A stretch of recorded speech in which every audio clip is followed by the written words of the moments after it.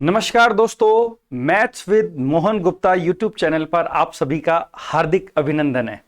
दोस्तों, जो सीरीज हमने शुरू की हुई है जिसमें मदर्स एजुकेशन हब के संडे को होने वाले ऑफलाइन टेस्ट के 25 मैथ्स के क्वेश्चन का सॉल्यूशन हम लोग हर वीक लेकर के आते हैं, उसी का ये अगला पार्ट है। दोस्तों, पिछला वीडियो मैंने बनाया था, काफी कमेंट्स मुझे मिले कि सर वो 110 नंबर का जो सॉल्यूशन है वो अपलोड कर दीजिए।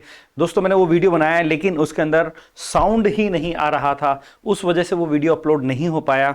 तो दोस्तों, उसको स्किप करके मैं आज का वीडियो आप लोगों के लिए अपलोड कर रहा हूं। जो आज टेस्ट हो रहा है उस टेस्ट का सॉल्यूशन मैं आप लोगों के लिए डाल रहा हूं। दोस्तों, ये सीरीज मैं पहले भी बता चुका हूं, उन सभी स्टूडेंट्स के लिए बेनिफिशियल है जो जिन्होंने ये टेस्ट दिया है या नहीं दिया हो।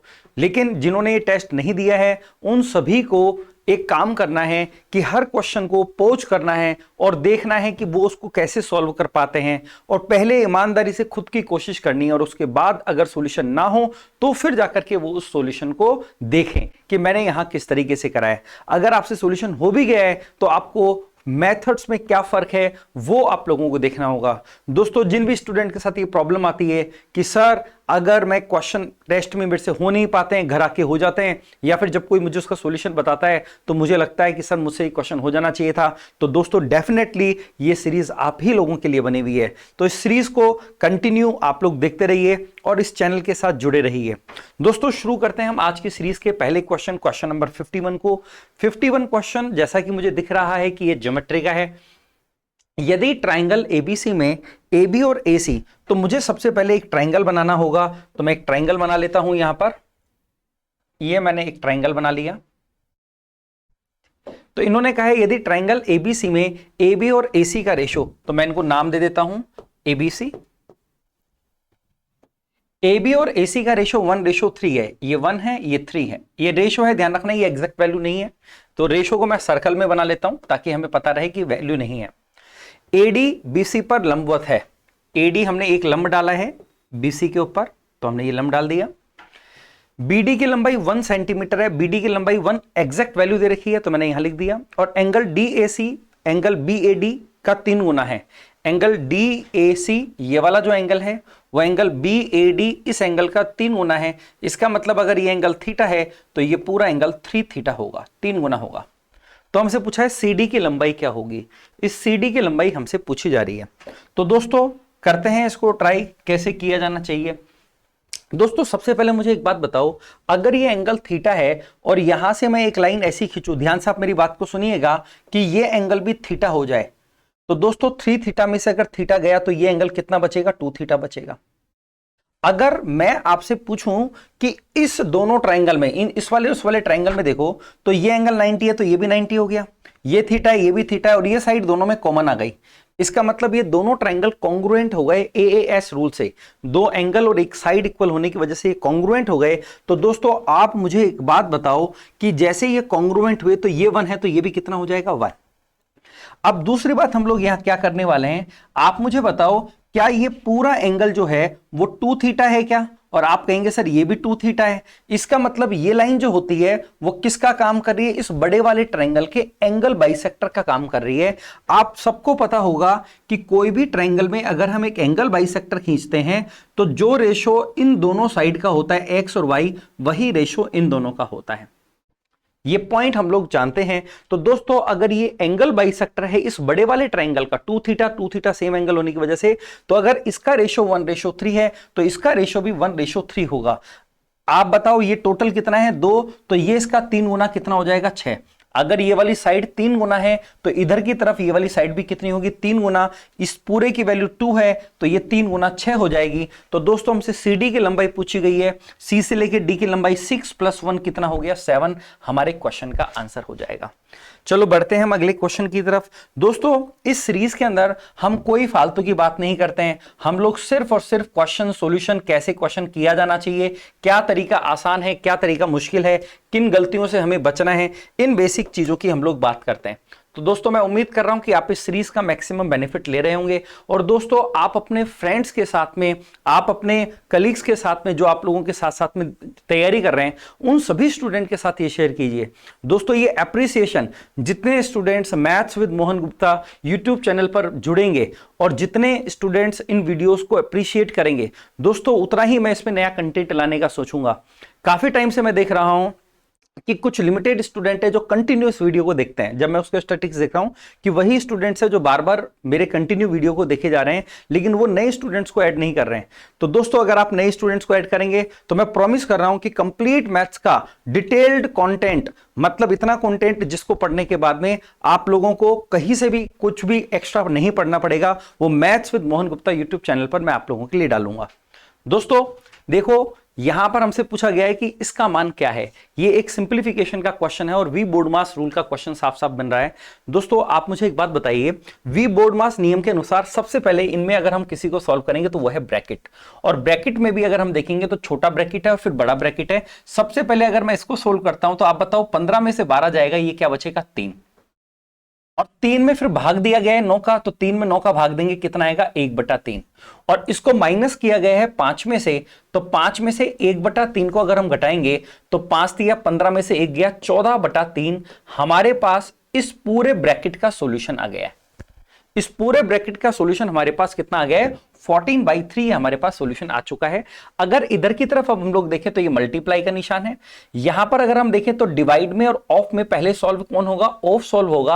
ऑफ का मतलब दोस्तों मल्टीप्लाई करना होता है, तो 12 तिया 36 और 32 में भाग दिया गया है 36 का, तो ये 32/36 ऐसा कुछ बन जाएगा। 32 में 12 तिया 36 का भाग देंगे मल्टीप्लाई, और यहां पर है ऑफ, वो मैंने एज इट इज लिख दिया। दोस्तों चलो इसको नहीं लिखता, मैं इसको सॉल्व कर चुका हूं। अब आप बताओ ऑफ में और माइन इधर मल्टीप्लाई है, पहले कौन सॉल्व होगा, ऑफ। ऑफ का मतलब होता है मल्टीप्लाई करना, तो आपको इसको 3/7 से मल्टीप्लाई करना पड़ेगा। पहले आप इसको सॉल्व करेंगे, फिर जाकर के आगे की चीजें होंगी। प्लस 4 - 8 डिवाइडेड बाई 2 ऑफ 4, 4 यहां पर लिखा हुआ है, ध्यान रखना। 2 ऑफ 4 मतलब 2 गुना 4 करेंगे तो ये 8 हो जाएगा। ये हमारे पास इक्वेशन कुछ इस तरीके से बन के आ गई है। आप मुझे बताओ, जब मैं इसको सॉल्व करूंगा तो 7 से ये कटेगा 2 बार और 3 से ये कट गया 3 बार, तो आप यहां पर देखेंगे कि 8 में 8 को डिवाइड करेंगे तो ये वैल्यू आएगी 1, ये माइनस है, ये 4 है, प्लस है, ये 2 है, ये इनटू है, और ये 32/36 को अगर हम काट लें तो दोस्तों 4 से कटेगा 8 बार, 4 से कटेगा 9 बार, ये वैल्यू हमारे पास आ गई है।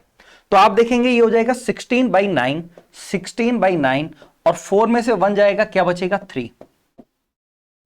तो दोस्तों अगर हम यहां पर देखें तो ये आपका हो गया 9 से डिवाइड अगर मैं इसको करता हूं तो 1 and 7/9, और 1 इसमें जुड़ जाएगा तो 4 and 7/9।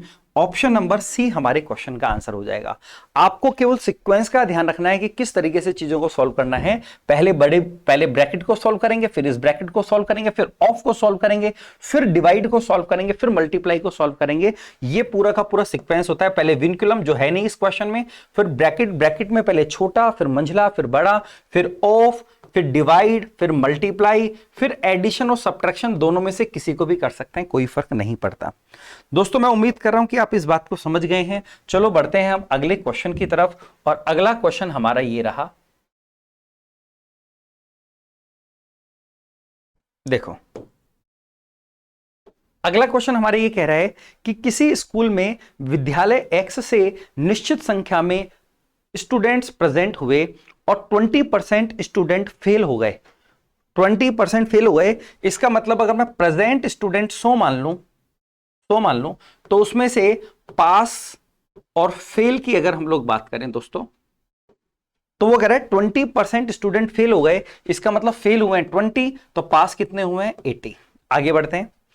उसी एग्जाम में विद्यालय X के कंपैरिजन में स्कूल B से 130% स्टूडेंट अधिक उपस्थित हुए।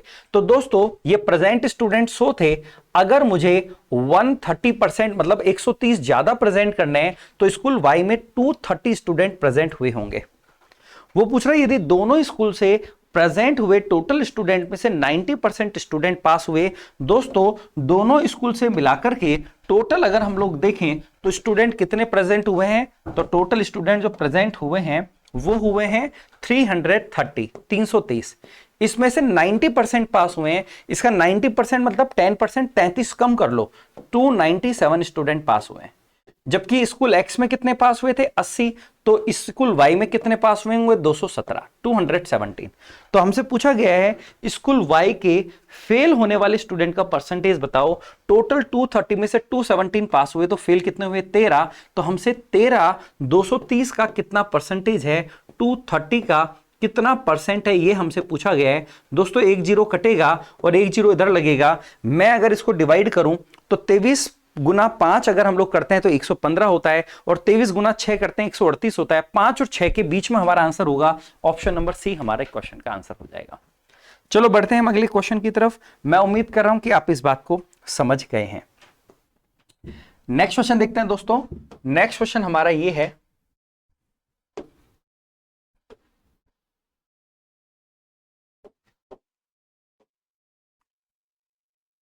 यदि x और y दोनों अक्यूट एंगल है और x plus y is less than 90, और ये हमें दे रखा है, तो sec x प्लस वाई का मान क्या होगा? दोस्तों जब साइन कोस में बदल जाए, देखो यहां पर साइन और कुछ एंगल दिया गया है और यहां पर कोस और कुछ एंगल दिया गया है। अगर साइन कोस में कब बदलता है? अगर आपको दिया गया है कि साइन a बराबर है कोस b के, तो आप तुरंत समझ जाना कि इन दोनों एंगल का सम 90 डिग्री होगा, अगर ये अक्यूट एंगल है तो दोस्तों यहां पर इन दोनों एंगल का सम कौन कौन से? 2x माइनस 20 और 2y प्लस 20। इन दोनों एंगल का सम कितना होना चाहिए? 90 होना चाहिए। बस आपको इसको सॉल्व करना है और आपका आंसर आपके सामने होगा। 20 से 20 कट गया, 2 कॉमन आएगा, तो x प्लस वाई, 2 से मैंने काट दिया 90 को, 45 डिग्री। x प्लस वाई का मान 45 अगर मैं रख दूं तो sec 45 डिग्री की वैल्यू कितनी होती है? √2। यही हमारे क्वेश्चन का आंसर हो जाएगा। दोस्तों जो भी स्टूडेंट इस सीरीज को, इस टेस्ट को नहीं दिए हैं, उनसे एक प्रार्थना है, उनके लिए एक सजेशंस है कि वो सबसे पहले इसको क्वेश्चंस को खुद से ट्राई करें। अगर आप इस सीरीज का मैक्सिमम बेनिफिट लेना चाहते हैं तो वो क्वेश्चन को उसी तरीके से करें जैसा मैं कह रहा हूं। देखो दोस्तों अगला क्वेश्चन, क्वेश्चन नंबर 55, एलजेब्रा का क्वेश्चन दिख रहा है। इसकी वैल्यू दी गई है, इसकी वैल्यू दी गई है, इसकी वैल्यू दी गई है, इसकी वैल्यू पूछी है। दोस्तों मुझे साफ साफ एक चीज नजर आ रही है कि इन दोनों वैल्यू से आप सबको पता होगा x plus y plus z का होल स्क्वायर का formula. x plus y plus z का स्क्वायर कर रहा हूं, 7 का स्क्वायर 49, और x plus y plus z का स्क्वायर क्या होता है? X square plus y square plus z square, जो तो हो गया 85, प्लस 2xy yz zx। मैंने यहां पर x plus y plus z का होल स्क्वायर किया है, तो 7 का स्क्वायर 49 इज इक्वल टू ये आता है, और प्लस 2xy yz zx आता है। दोस्तों अगर ये 85 इधर जाएगा तो माइनस में 36 बचेगा, और 2 से कट जाएगा तो माइनस में 18। इसकी वैल्यू हमारे पास माइनस में 18 आ गई है। इसकी वैल्यू कितनी आ गई है हमारे पास? माइनस में 18 आ गई है, ध्यान रखिएगा। अब हमसे एक्स वाई जेड का क्यूब पूछा गया है। दोस्तों एक फॉर्मूला आपको पता होगा, x cube plus y cube plus z cube, जिसका मान है 913। ध्यान से सुनिएगा, मैं यहां पर हमेशा, पहले भी मैं हर वीडियो में बोलता आया हूं कि ये सीरीज उन स्टूडेंट्स के लिए नहीं है जिनको बेसिक बिल्कुल नहीं पता, क्योंकि दोस्तों थोड़ा बहुत आपको पढ़ा हुआ होना चाहिए, तब आपको ये चीजें समझ में आएंगी। अगर आपने अलजेब्रा बिल्कुल नहीं पढ़ी है तो ये पूरी बात आपके सिर के ऊपर से जाएगी। इस सीरीज के अंदर हम लोग काम कर रहे हैं कि आपके सारे टॉपिक्स का एक बार रिवीजन हो जाए। तो आपने पढ़ा होगा x cube plus y cube plus z cube, जिसका मान 913 है, माइनस 3xyz इक्वल टू होता है x plus y plus z, जो कि है 7, into x square plus y square plus z square, जो है 85, minus x y plus y z plus z x, जिसका मान हमारे पास माइनस में 18 है। इसका मान हमारे पास कितना है? माइनस में 18।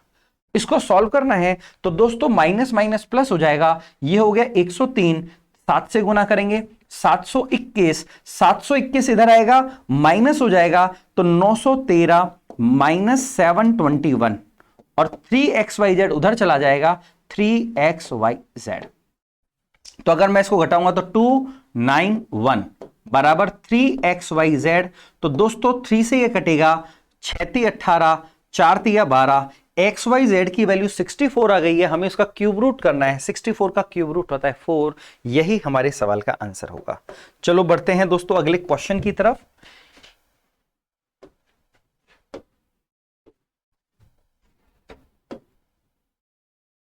देखो एलजेब्रा का क्वेश्चन लग रहा है मुझे। देखो साइन स्क्वायर बीटा का मान पूछा गया है हमसे, और ऑप्शन में अगर आप देखें तो कहीं पर भी अल्फा का जिक्र नहीं हो रहा है। इसका मतलब हमको अल्फा को एलिमिनेट करना है, और अल्फा को एलिमिनेट करने का एक ही तरीका होता है, आइडेंटिटी का इस्तेमाल करना। इसका मतलब आप sine square alpha plus cos square alpha की वैल्यू 1 रख देंगे। आप मुझे बताओ, ये तो आइडेंटिटी होती है ना हमारी, साइन अल्फा का मान यहां से क्या होगा, तो आप बोलेंगे सर बी साइन बीटा होगा, और मुझे साइन अल्फा का स्क्वायर करना है, तो बी साइन बीटा का स्क्वायर करूंगा तो B square sine square beta plus cos square alpha. दोस्तों कोस अल्फा का मान है A cos beta, cross multiply करेंगे ए कोस बीटा, मुझे स्क्वायर करना है तो A square cos square beta आएगा। लेकिन कोस स्क्वायर बीटा को क्या मैं 1 माइनस साइन स्क्वायर बीटा लिख सकता हूं क्या? दोस्तों हम ऐसा क्यों कर रहे हैं और बराबर 1 कर दिया? क्योंकि मुझे साइन स्क्वायर बीटा का मान चाहिए, कॉस का मान नहीं चाहिए, तो मैंने कॉस को साइन में चेंज कर दिया। अब हमारा सवाल खत्म हो चुका है, हमसे साइन बीटा का मान पूछा गया और हमारे पास केवल साइन बीटा है। दोस्तों आप मुझे एक बात बताएं कि अगर मैं यहां से देखूं तो sine square beta A square ये रहा, और A B square sine square beta हमारे पास ये रहा।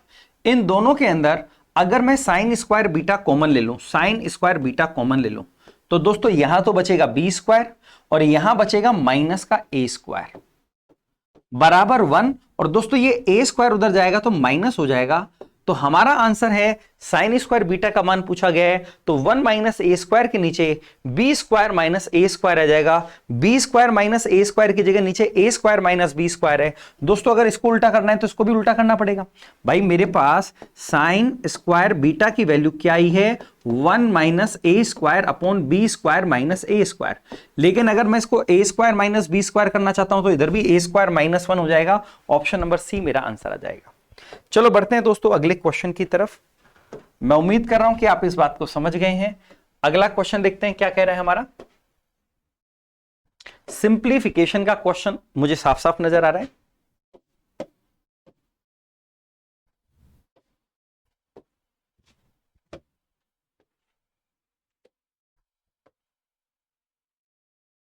देखो ये हमसे पूछ रहा है कि इसका मान क्या होगा।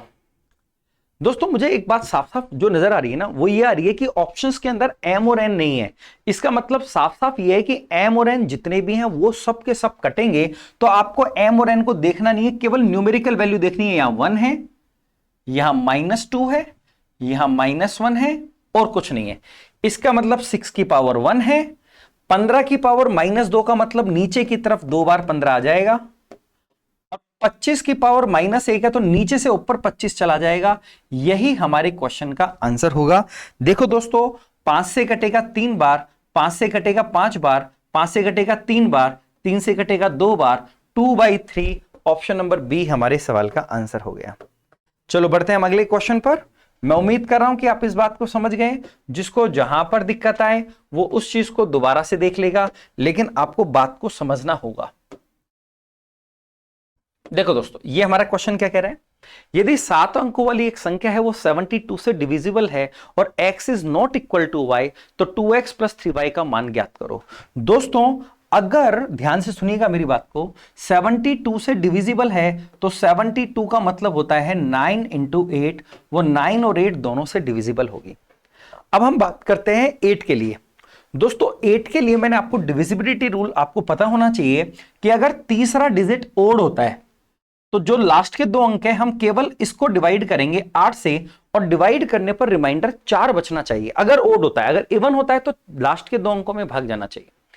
अब आप मुझे बताओ, अगर मैं यहां पर 1 रखता हूं तो 8 का भाग चला जाएगा, अगर मैं यहां 3 रखता हूं, ध्यान रखना, y का मान अगर मैं 3 रखता हूं, y का मान अगर मैं 3 रखता हूं 36, तो 8 चौक 32 कितना बचेगा? 4 बचेगा।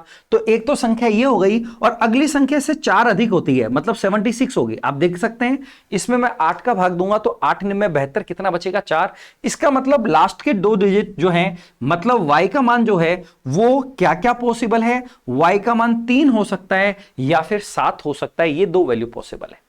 y की दो वैल्यू पॉसिबल है। अब हम बात करते हैं x की वैल्यू की।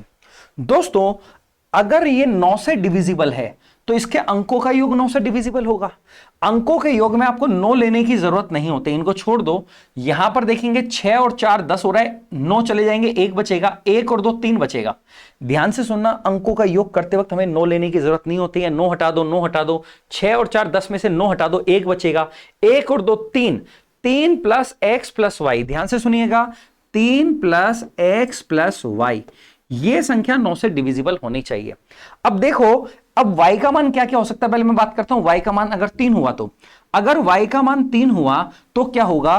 3 और 3 6, इसको 9 से डिवाइड होने के लिए x को भी 3 होना पड़ेगा। लेकिन उसने क्वेश्चन में मना करा है कि x और y का मान बराबर नहीं है, इसका मतलब यह वैल्यू पॉसिबल नहीं है, y की वैल्यू 3 पॉसिबल नहीं होगी। यहां से कैंसिल आउट हुआ है। अब मैं y की वैल्यू अगर 7 रखता हूं दोस्तों, तो आप देखेंगे 7 और 3 10, 10 में 8 और जोड़ेंगे 18 हो जाएगा, तो ये 9 से डिविजिबल होगा। इसका मतलब x का मान 8 और y का मान 7 होगा। तो हमसे जो पूछा है वो पूछा है 2x प्लस 3y। अगर मैं x की जगह 8 रखता हूं तो 8 दूना 16, और y की जगह 7 रखता हूं तो 7 तिया 21, और अगर दोनों को जोड़ता हूं 37। ऑप्शन नंबर डी हमारा आंसर हो जाएगा। चलो बढ़ते हैं हम अगले क्वेश्चन की तरफ दोस्तों। क्वेश्चन नंबर 9, 9वां सवाल देखो, क्वेश्चन नंबर 59 है आपका। ये डीआई का क्वेश्चन नजर आ रहा है मुझे। ये कह रहा है कि 2015 में, देखो कभी भी डीआई के क्वेश्चन में ऊपर की चीजें मत पढ़ा करो, केवल एक नजर फेर दिया करो कि कोई डेटा तो नहीं दिया। आप उसमें टाइम वेस्ट मत करो, उसमें वही सारी चीजें आएंगी कि निम्न अंक तालिका का देखो और इसमें डेटा दिया उसका अध्ययन करो। आपको क्या जानना है? आपको सीधा डेटा अगर कुछ दिया है कि इतने स्टूडेंट है, इतने लीटर दूध बिका, इतनी सेल हुई, कुछ डेटा दे रखा है, वो काम का है। 2015 में संस्थान ए, सी और ई में 2015 में ए, सी और ई में नामांकित छात्रों की कुल संख्या 2017 में बी और डी में नामांकित, 2017 में बी और डी में नामांकित कुल छात्र संख्या से अनुपात बताओ। दोस्तों अगर मैं इन तीनों का टोटल करूं तो मैं, देखो ये 200 है, ये 200 से 20 ज्यादा, 20 इधर पकड़ा भी दूंगा तो भी ये 200 से 30 कम रहेगा। इसका मतलब ये 600 से 30 कम 570 होने वाला है। टोटल इस तरीके से आपको करना है फटाफट से। इनका टोटल करूंगा 380 होगा। इसका रेशो पूछा उन्होंने, 19 से कट रहा है 3 बार, 2 बार, 3:2। ऑप्शन नंबर सी हमारा आंसर हो गया। चलो बढ़ते हैं अगले क्वेश्चन की तरफ। अगला क्वेश्चन हमारा क्या कह रहा है देखो,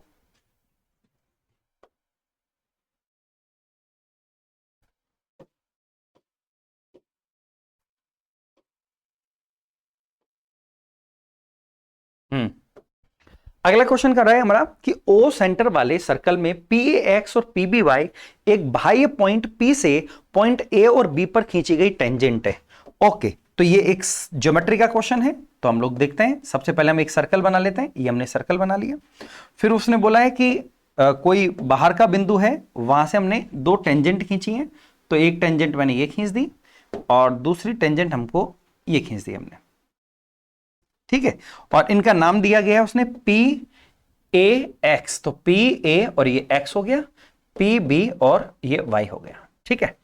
फिर बोल रहा है कि सर्कल पर एक पॉइंट क्यू इस प्रकार है कि क्यू ए एक्स 59 है। Angle Q A x, circle पर कोई पॉइंट हमने लिया क्यू, तो एंगल क्यू ए एक्स ये वाला एंगल हमको दिया है 59 डिग्री, और एंगल क्यू बी वाई ये वाला एंगल हमको दिया है 72 डिग्री, 72 डिग्री। तो हमसे पूछा है एंगल ए क्यू बी का माप क्या होगा। ए क्यू बी ये वाला एंगल हमको फाइंड आउट करना है, ठीक है। पता करते हैं दोस्तों। अगर ये सर्कल का सेंटर है तो आप मुझे बताओ, क्या ये और ये, क्या ये तीनों रेडियस नहीं है क्या? तो आप कहेंगे सर बिल्कुल है, तो बराबर हो गई। हम जानते हैं कि सर्कल के सेंटर से जब भी हम टेंजेंट को मिलाते हैं तो एंगल 90 बनता है। तो आप मुझे बताओ, जब मैंने ये टेंजेंट है इसको मिलाया तो ये पूरा एंगल 90 होना चाहिए। 90 में से 59 है, तो क्या ये एंगल 31 हो गया? और क्योंकि ये दोनों साइड बराबर हैं, अगर ये एंगल 31 है तो ये वाला एंगल भी 31 हो जाएगा। सिमिलरली ये पूरा एंगल 90 है, 90 में से अगर ये 72 है तो ये बचा 18, और अगर ये 18 है तो ये भी 18 हो जाएगा। तो दोस्तों 18 और 31 को जोड़ देंगे तो ये टोटल एंगल आ जाएगा 49 डिग्री। ऑप्शन नंबर डी हमारा आंसर हो जाएगा। चलो बढ़ते हैं अगले क्वेश्चन की तरफ।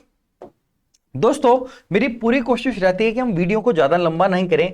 आप लोगों का टाइम जो है ना वो बेहद कीमती है, बहुत कीमती टाइम है, और उसको मैं कभी भी खराब करने की नहीं सोचता हूं।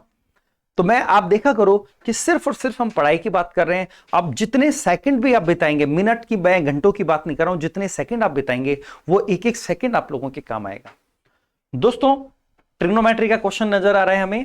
ये इन्होंने पूछा है कि ये किसके बराबर है।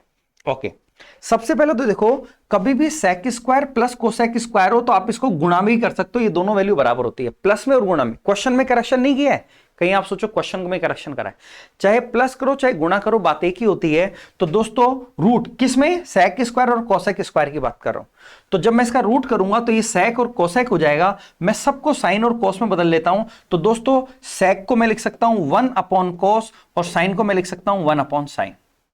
अच्छा, अब इधर देखो, 1 माइनस साइन स्क्वायर जो होता है वो होता है कोस स्क्वायर। तो कोस स्क्वायर में और कोस में कोस कॉमन आ जाएगा, तो ब्रैकेट में क्या बचेगा, 1 प्लस कोस। तो दोस्तों 1 प्लस कोस से 1 प्लस कोस कट जाएगा, यहां बचेगा साइन बटा कोस, साइन बटा कोस। एक साइन से साइन कट गया, तो 1 अपॉन कोस स्क्वायर, जिसे हम बोल सकते हैं सेक स्क्वायर थीटा, ये हमारे क्वेश्चन का आंसर हो जाएगा। बढ़ते हैं अगले क्वेश्चन की तरफ, देखते हैं नेक्स्ट क्वेश्चन क्या कह रहा है। ओके, नेक्स्ट क्वेश्चन भी डीआई का नजर आ रहा है मुझे। यह कह रहा है कि संस्थान ए और बी में मिलाकर कंप्यूटर विज्ञान के अध्ययन करने वाले छात्र, कंप्यूटर विज्ञान इसको इंग्लिश में पढ़ते हैं, by what percentage is the number of students studying computer science in institute A and B more than the number of student studying arts in institute B and C. Computer science A और B में, ये रहा computer science A and B में, is more than arts in B and C, B and C में arts. दोस्तों इनका total हो गया 100 और इनका टोटल हो गया, अगर मैं 2 इधर पकड़ा दूं 105, तो 105 100 से कितना परसेंट ज्यादा है, 5%। ये तो बिल्कुल कैलकुलेशन करनी नहीं थी, आपको सिंपल सा सवाल दे दिया, कोई दिक्कत वाली बात नहीं होनी चाहिए। चलो बढ़ते हैं अगले क्वेश्चन की तरफ। नेक्स्ट क्वेश्चन हमारा ये रहा कि ट्रायंगल एबीसी की साइड 5, 6 और 7 सेंटीमीटर लंबी है। AB को विस्तारित करने पर किसी वृत्त को बिंदु P पर स्पर्श करती है। AC को विस्तारित करने पर उसी सर्कल को पॉइंट Q पर स्पर्श करती है। AB और AC, ठीक है, और BC को सर्कल R पर, बिंदु R पर स्पर्श करती है। ओके, तो दोस्तों ये क्वेश्चन कुछ इस तरीके से बन रहा है, मैं आपको बता दूं, यहां समझा दूं।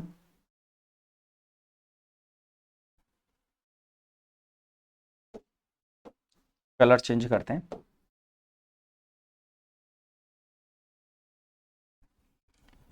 ये एक ट्रायंगल है ए बी सी।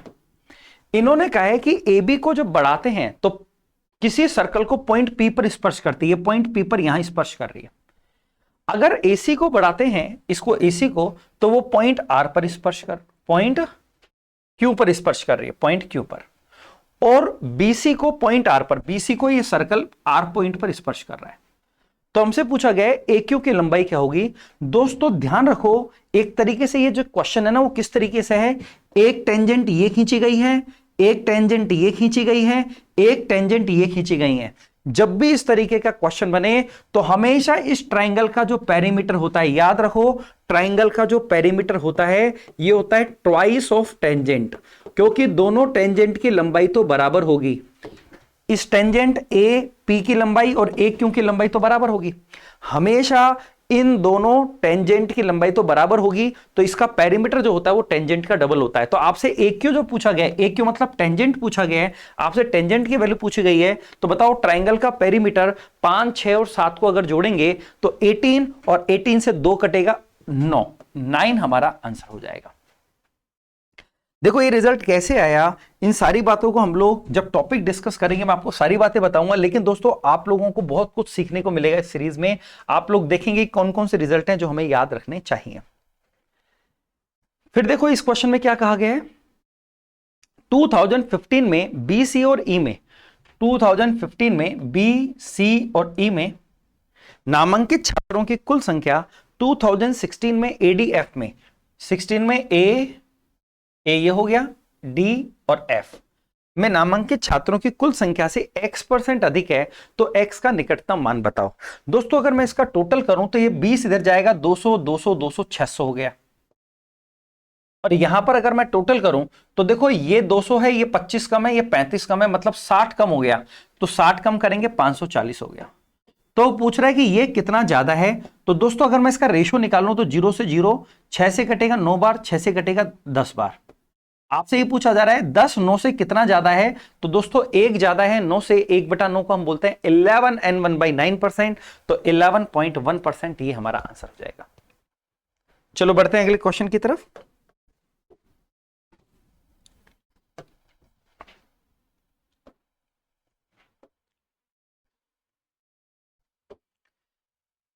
एक ठेकेदार ने 130 दिन में टाइम एंड वर्क का सवाल नजर आ रहा है मुझे, 130 डेज में काम पूरा करने का जिम्मा लिया, 150 व्यक्तियों को 25 दिनों के लिए काम पर लगाया और वे काम का 1/4 भाग खत्म कर देते हैं। अगर 25 दिन में 1/4 काम हुआ है मतलब पूरा काम 100 दिनों में होता, 100 दिनों में होता तो 25 दिन का काम हो गया, 75 दिन का काम अभी भी बाकी है। ध्यान रखना, अगर 1/4 काम, उसने बोला है कि 1/4 काम हो गया, अगर 1/4 काम 25 दिनों में हुआ है तो पूरा काम 100 दिन का था, 100 में से 25 दिन का काम हो गया तो अभी 75 दिन का काम बाकी है। ध्यान रखना 150 लोगों के 75 दिन का काम अभी भी बाकी है। आगे बात करते हैं।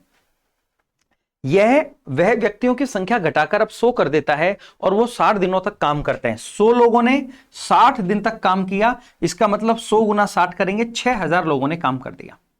टोटल काम बाकी कितना था, 150 लोगों के 75 दिन का। इसको अगर गुणा करें तो देखो 0 तो रहेगा, 15 5 75, 105 और 7 112, इतने में से 6000 लोगों ने काम कर दिया तो बचा कितना, 5250 लोगों का काम अभी भी बच गया। आगे बढ़ते हैं। तो बोल रहे हैं इसके बाद मजदूर 10 दिनों तक आराम करते हैं, शेष काम को पूरा करने के लिए कितने व्यक्तियों को काम पर लगाना पड़ेगा। ओके, तो दोस्तों इतना काम बचा हुआ है, ये तो आपने निकाल लिया कि इतना काम अभी भी बचा हुआ है। अब ध्यान से सुनिएगा, 25 दिन पहले हो गए, 60 दिन एक हो गए और 10 दिन उन्होंने आराम किया, तो दोस्तों टोटल हो गया 80, 95 हो गया। 95 दिन हो गए तो बचे कितने दिन, 35 दिन। 130 में से 95 कटाएंगे तो 35 दिन में इतने लोगों का काम करना है, तो इसको 35 से डिवाइड करेंगे, 5 से कटेगा 7 बार, 5 से 1 5 0, 5 से डिवाइड 7 से डिवाइड करेंगे, 7 पंजू 35, 150 लोगों को काम पर लगाना पड़ेगा 150। ध्यान रखना दोस्तों इस क्वेश्चन का आंसर तो 150 हो गया, लेकिन अगर वो सवाल में ये पूछता कितने और मजदूरों को लगाना पड़ेगा तो आपका आंसर 150 नहीं 50 होता, क्योंकि 100 मजदूर तो पहले से ही थे, घटा के 100 करा था ना। अब वो बोलता कितने और लगाएंगे तो 150 करने के लिए 50 और चाहिए थे, लेकिन उसने पूछा है कि कितने आदमियों को लगाएं, तो हमारा आंसर जो होगा वो 150 होगा। चलो बढ़ते हैं अगले क्वेश्चन की तरफ। आसानी सवाल था ये वाला, ज्यादा मुश्किल नहीं था कुछ।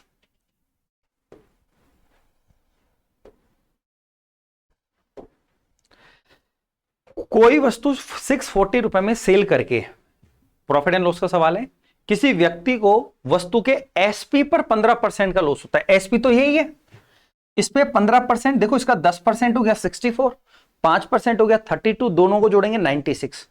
अगर 640 में बेचने से 96 का लॉस हो गया, ध्यान से सुनिएगा, 640 में बेचने से 96 रुपए का लॉस हो गया, वो हमें क्वेश्चन में ये कह रहा है, इसका मतलब उसकी कॉस्ट प्राइस 96 ज्यादा होगी। अगर मैं 96 बढ़ाता हूं तो ये 736 रुपए इसकी कॉस्ट प्राइस हमारे पास आ गई, 736 रुपए हमारे पास इसकी कॉस्ट। देखो 15% को कैलकुलेट मन में ही कर लेना है आप लोगों को। अब वो बोल रहे वस्तु के सीपी पर 15% लाभ बताओ। सीपी ये हो गया, 15% लाभ प्राप्त करने के लिए इसे कितने रुपए में बेचना चाहिए। दोस्तों अगर 15% लाभ कमाना है तो 15% मतलब 115% पे बेचना होगा, 115% पे हमें सेल करना होगा, इतने में हमें सेल करना होगा। ये वैल्यू हमको फाइंड आउट करनी है दोस्तों 15%। अब मैं यहां पर थोड़ा सा एक काम करना चाहता हूं, देखो आप एक बात को समझिए, अगर मैं ये 100 हटाता हूं तो ये पॉइंट आ जाएगा, ध्यान से सुनिएगा। अगर मैं इसको डबल कर दूं 2.3 हो जाएगा, और इसको आधा कर दूं, इसका आधा करूंगा तो 368 इतना हो जाएगा। तो मैं अगर केवल यूनिट डिजिट देखूं तो 8 या 24 इकाई का अंक 4 आना चाहिए और डिजिट पॉइंट के बाद में एक अंक होना चाहिए। तो ये दोनों तो नहीं होंगे, पॉइंट में है ही नहीं, पॉइंट में 4 ये आ रहा है, तो ऑप्शन नंबर डी मेरा आंसर हो जाएगा।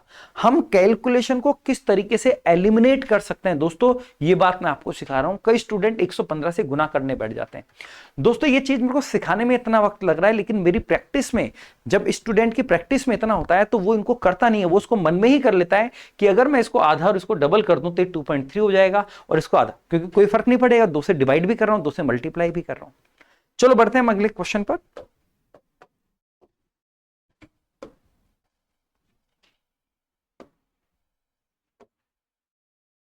अलजेब्रा का सवाल है। देखो मुझे यहां पर दिख रहा है कि ए स्क्वायर है और 2a है, तो मैं इनको साथ में रखूंगा। ए स्क्वायर 2a इधर आएगा तो -2a बन जाएगा। इधर से ये माइनस का 4b स्क्वायर इधर की तरफ आएगा तो प्लस का 4b स्क्वायर हो जाएगा, और ये माइनस का 16b इधर आएगा तो प्लस का 16b हो जाएगा। तो मैं तीनों टर्म को उधर ले जा चुका हूं, अभी भी c स्क्वायर बचा हुआ है, उसको मैंने लिख दिया। और जो 17 है उसको अगर मैं 1 इधर और 16 इधर ब्रेक कर दूं दोस्तों, क्यों कर रहा हूं अभी आपको समझ में आ जाएगा। तो इधर की तरफ 0 बचेगा दोस्तों, ऐसा मैंने इसलिए ब्रेक किया, आप देखेंगे कि ये सब के सब होल स्क्वायर बन गए।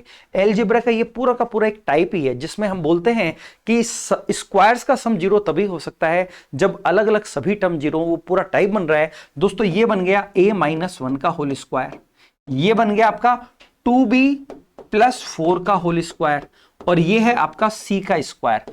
दोस्तों अगर स्क्वायर्स का योग 0 है तो ये भी 0 है। ये 0 कब होगा, जब a बराबर 1 होगा। ये 0 कब होगा, अगर ये 0 हुआ तो 2b बराबर -4, तो b की वैल्यू क्या आ जाएगी, -2, और c की वैल्यू कितनी है, 0। तो हमसे पूछा है a³ + b³ + c³ का मान क्या होगा। तो दोस्तों 1 का क्यूब 1, -2 का क्यूब -8, और 0 का क्यूब 0, -7 हमारे सवाल का आंसर हो जाएगा। चलो बढ़ते हैं हम अगले क्वेश्चन की तरफ।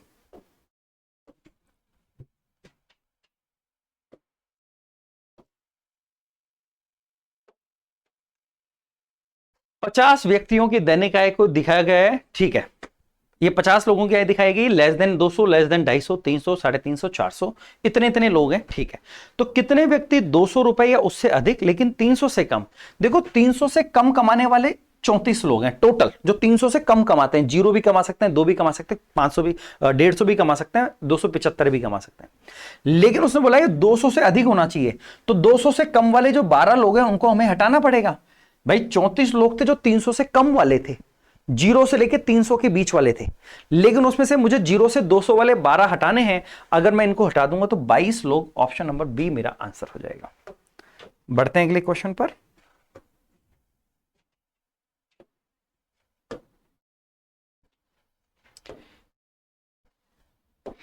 ABC के बीच इतने रुपए की राशि को इस प्रकार डिवाइड किया गया है कि A और B का जो रेशो है वो हमें क्वेश्चन में दे रखा है दोस्तों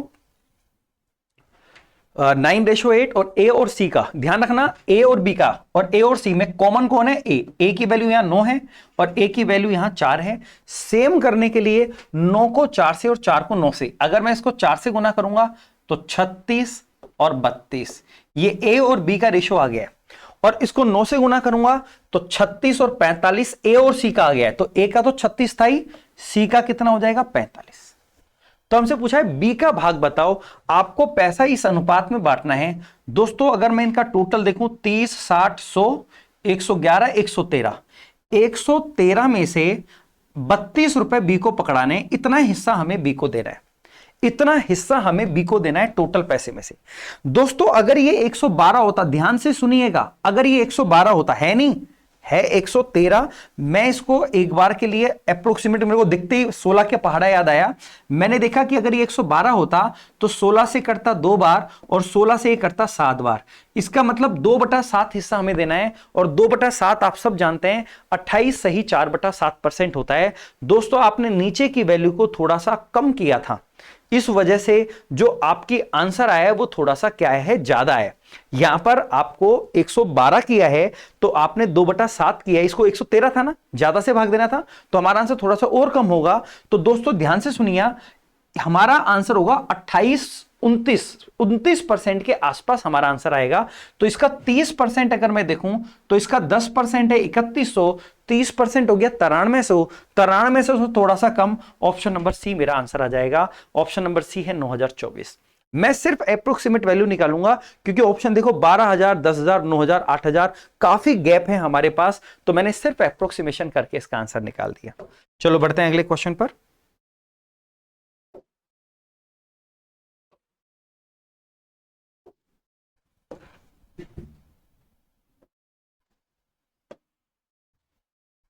ज्योमेट्री का सवाल, यदि बीई और सीएफ एक ट्रायंगल एबीसी की दो मीडियन है, A B C, BE and C F, ये दो मीडियन है। अगर मीडियन है तो ये इनका इंटरसेक्टिंग पॉइंट जो होगा केंद्रक होगा। जी उनका प्रतिच्छेद बिंदु है। ईएफ और एजी का प्रतिच्छेद बिंदु ओ है।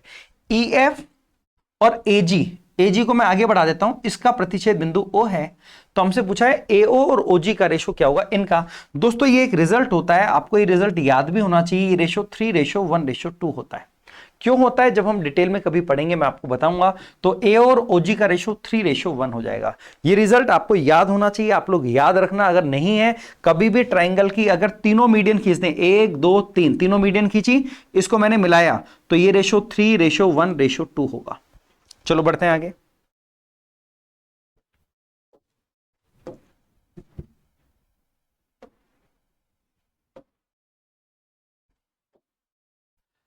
किसी बेलन का वक्र पृष्ठीय क्षेत्रफल, दोस्तों 2πr(h) होता है, 2πr(h), इसका मान आपको दिया है 462। आगे बढ़ते हैं, और इसके बेस का एरिया इतना है। बेस जो बेलन का होता है πr², तो πr² की वैल्यू आपको दे रखी है 346.5। बेलन का वॉल्यूम क्या होगा, तो वॉल्यूम के लिए πr²h होता है फॉर्मूला। πr² का मान तो है, केवल h हमें निकालना है। h कब निकलेगा, जब मैं r का मान यहां से निकाल के यहां रखूंगा। तो दोस्तों करते हैं कैलकुलेशन तो करनी पड़ेगी। पॉइंट हटाएंगे 0। ओके, देखो दोस्तों 11 से ही कट रहा है 2 बार, 11 से ही कटेगा, 11 3 33, 11 1 11, 11 5 55। ठीक है, तो और कुछ नहीं कट रहा है। तो r² का मान देखो, ध्यान से सुनिएगा मेरी बात को। 5 से कट रहा है 2 बार, बिल्कुल कट रहा है, और 5 से ही कट रहा है आपका 5 से 6 3 63 बार। दोस्तों r² का मान ये है, तो r का मान जो होगा, ध्यान से सुनिएगा, 63 को मैं लिख सकता हूं 9 गुना 7, और ये 7 नीचे से ऊपर चला गया 7, और ये 2 नीचे आएगा तो 2 दूनी 4। तो इसका क्या करना पड़ेगा, रूट। ये r की वैल्यू है, तो r की वैल्यू देखो 9 का रूट हो जाएगा 3, इन दोनों में से एक 7 आएगा, तो 7 3 21, और इसका रूट होता है 2। 21/2 मेरे पास r का मान आ गया है। और अगर इस वैल्यू को 21/2 को मैं यहां पुट कर दूं, r की जगह क्या रख दूं, 21/2। ध्यान से सुनिएगा दोस्तों, तो देखो 21 से कटेगा 21 दूना 42, 21 दूना 42, और 22 से 22 कट गया, 2 से ये 2 कट गया, तो h का मान मेरे पास 7 आ गया। तो h का मान ही मुझे चाहिए था, h का मान 7 आ गया। तो वॉल्यूम जो होता है वो πr² होता है, πr² का मान हमारे पास था, इसी को आपको 7 से मल्टीप्लाई करना है। तो एक तो पॉइंट में मेरा आंसर आएगा, तो ये दोनों तो कट गए, जरूरत नहीं है। अब देखते हैं, 7 5 35, 3 6 7 6 42 और 3 45, 4 7 चौक 28 और 4 32, 2 आएगा, 5 नहीं आएगा, तो मेरा आंसर ये आ गया। मैं पूरी कैलकुलेशन नहीं करूंगा। चलो बढ़ते हैं आगे। अगला क्वेश्चन देखो,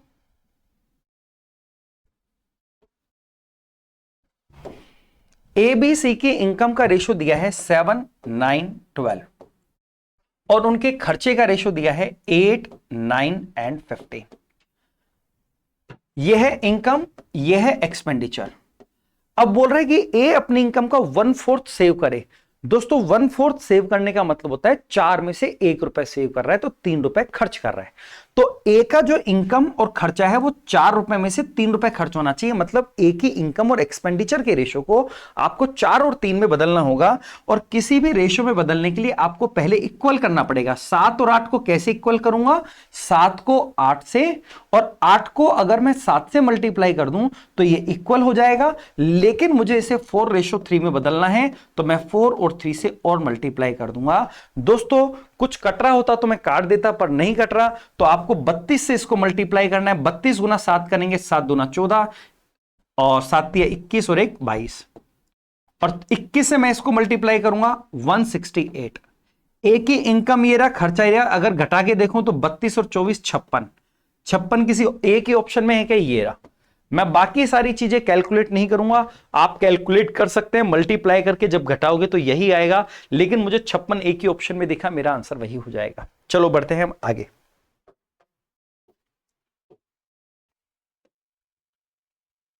दोस्तों अपनी स्पीड के ऊपर ध्यान देना है आप लोगों को, सभी को।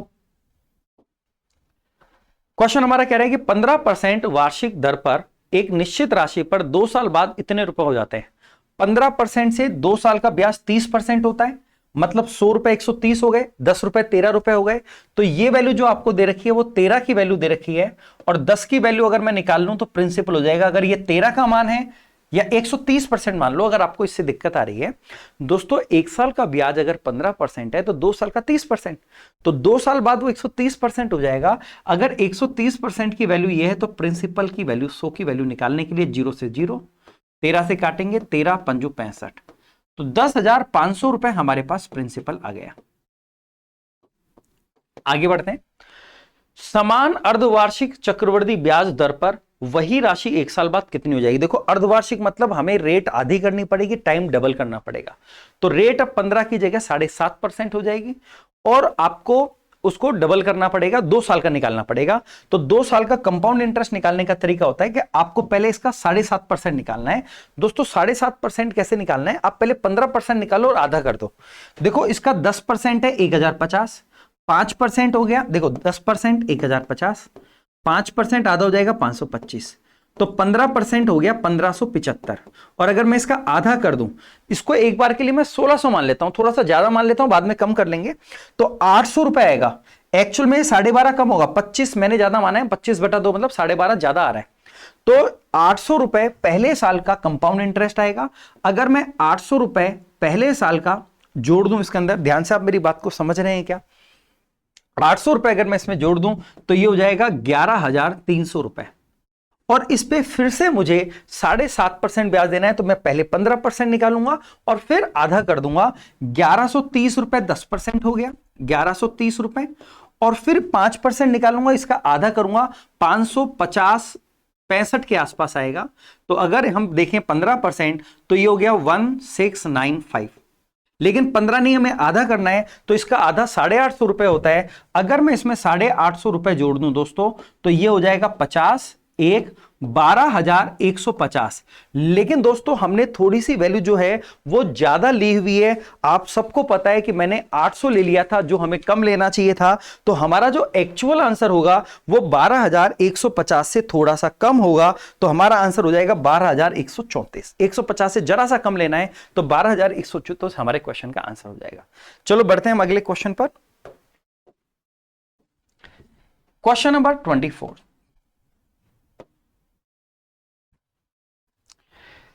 ए को 160 किलोमीटर की दूरी तय करने में 20 से 8 घंटे अधिक लगते हैं। ए अपनी स्पीड अगर डबल कर दे, दोस्तों ऑलरेडी 50 मिनट के आसपास हो चुके हैं, तो मैं थोड़ा सा आप लोगों को ज्यादा टाइम नहीं लूंगा। फिर बोल रहे यदि ए अपनी स्पीड डबल कर दे तो उसी डिस्टेंस को तय करने में, लेकिन 25 क्वेश्चन करने में 1 घंटा तो दोस्तों लग ही जाता है ना। यदि ए अपनी स्पीड डबल कर दे और उसी दूरी को तय करने में उसे बी की तुलना में 3 घंटे अधिक समय लगता है, तो बी की स्पीड बताओ। तो स्पीड को ए और बी मान लेते हैं। आप बताओ 160 किलोमीटर को ए की स्पीड ए मान लिया मैंने, इतना टाइम लगेगा, और 160 किलोमीटर को बी की स्पीड बी मान लिया, इतना टाइम लगेगा, और ए का टाइम 20 से 8 घंटे अधिक है। अब वो बोल रहे हैं अगर 160 किलोमीटर को ए अपनी स्पीड डबल कर दे, मतलब 2a कर दे, और बी की स्पीड बी ही है, तो बी को इतना टाइम लगेगा। लेकिन अब ए को बी से 3 घंटे ज्यादा लग रहे हैं। 2 इक्वेशन है, अगर मैं इसमें से इसको घटा दूं तो ये तो कट जाएगा, इसमें से इसको घटाऊंगा तो दोस्तों 160/2a बचेगा। इसमें से मैंने इसको घटाया, तो देखो आप समझो ये एक है और ये आधा है, एक में से आधा जाता है तो आधा ही बचता है, यही बचता है, तो ये हमारे पास बचेगा।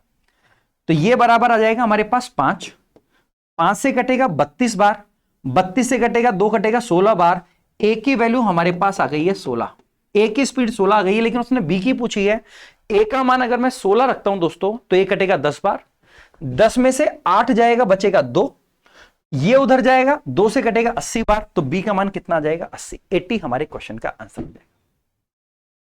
चलो बढ़ते हैं अगले क्वेश्चन पर, और ये हमारे लास्ट क्वेश्चन है।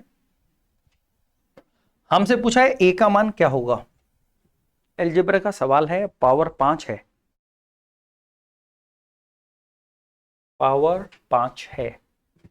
देखो दोस्तों, अगर मैं इसको देखूं, नहीं लेकिन पावर 5 तो है ही नहीं है, 3 की पावर ये तो 4 ही होता है, तो एक काम करो ना, इसको 3 से ऊपर नीचे मल्टीप्लाई कर दो। दोस्तों ये 3 की पावर 4 था, 3 की पावर क्या बन गया 5 बन गया, ध्यान से सुनिएगा मेरी बात को, और ये बन गया 33। और इधर की तरफ है a+1 की पावर 5 और a की पावर 5+1। दोस्तों अगर मैं सिर्फ कंपेयर करूं तो आप ये कहेंगे कि सर अगर ये 3 है तो ये भी 3 होना चाहिए, तो a को क्या होना पड़ेगा 2 होना पड़ेगा, लेकिन ऐसे मान नहीं सकते, आपको देखना पड़ेगा 2 मानने से ये तो मैच हो गया, लेकिन क्या 2 की पावर 5 32 और 1 33 होता है, बिल्कुल होता है। इसका मतलब a का मान जो है वो हमारे पास कितना आ गया 2, a का मान हमारे पास कितना आ गया 2, लेकिन ऑप्शन में तो है ही नहीं a का मान 2, ये क्या हो गया, a का मान 2 तो ऑप्शन में दिया ही नहीं है, क्या गड़बड़ कर रखी है इन्होंने।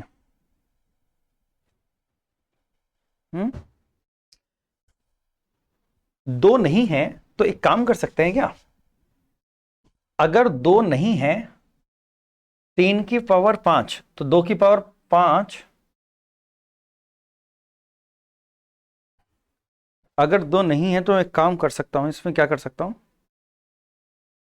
2 से मैं, कोई बात नहीं ऑप्शन से चेक करते हैं, 1 से काम नहीं चलेगा, 3/2 रखने से काम नहीं चलेगा, ये 4/3 से नहीं, 1/2 हो सकता है क्या, 1/2 अगर रखता हूं तो 1/2 और 1 कितना हो गया 3/2, ऑप्शन से चेक करते हैं, 1/2 और 1 कितना हो गया 3/2 की पावर 5, और 1/2 की पावर 5 करेंगे तो 1/32 प्लस 1, तो दोस्तों ये हो जाएगा, ये हो गया हमारा आंसर, 3 की पावर 5 बटा 2 की पावर 5 होगा, 2 की पावर 5 से 2 की पावर 5 कर जाएगा, 32 और 1 33 आ जाएगा। बिल्कुल 2 नहीं है तो क्या हुआ, कंपेयर हमने किया, हमें ऑप्शन में 2 मिलना चाहिए था लेकिन 2 नहीं मिला, कोई बात नहीं, 2 नहीं मिला, लेकिन 1/2 तो इसको सेटिस्फाई कर रहे हैं ना। अगर मैं 1/2 रखता हूं तो ये हो गया 3/2 की पावर 5, और 1/2 रखता हूं तो 1/32 और 1, तो दोस्तों 2 की पावर 5 32 ही होता है, और ये भी 2 की पावर 5 है, 32 से 32 कट जाएगा, 32 और 1 33 नीचे बचेगा, और 3 की पावर 5 ऊपर बचेगा। दोस्तों मैं उम्मीद कर रहा हूं कि आप लोगों ने यहां पर चीजों को देखा होगा। कभी कभार देखो क्वेश्चन मैं भी यहां पर फर्स्ट टाइम आप लोगों के सामने देखता हूं, ताकि नेचुरल कैसे रिएक्शंस हमारे आने चाहिए, क्या चीजें होनी चाहिए वो हमको क्लिक होना चाहिए। कई बार कुछ क्वेश्चन देख करके मुझे भी टाइम लगता है, मैं मान रहा हूं इस बात को, लेकिन दोस्तों वो जो टाइम लगना है वो नेचुरल है। आप एग्जाम में मेंस में 100 क्वेश्चन में से 100 क्वेश्चन सबसे अच्छे तरीके से नहीं कर सकते, आपको मैक्सिमम क्वेश्चन अच्छे तरीके से करने। दोस्तों मैं उम्मीद कर रहा हूं कि आप लोगों को इस सीरीज में जरूर कुछ सीखने को मिला होगा, तो आप लोग इस सीरीज के साथ बने रहिए, और maths with Mohan Gupta channel को दोस्तों थोड़ा सा अपने दोस्तों के साथ शेयर कीजिए, फैलाइए, ताकि मैं इसके अंदर और कंटेंट आप लोगों के लिए अपलोड करूं। जितना प्यार, जितना अप्रिसिएशन मुझे आप लोगों से मिलता है दोस्तों, उतना ही मुझे भी मोटिवेशन मिलता है कि मैं आप लोगों के लिए चीजें और लेकर के आऊं। Thank you very much.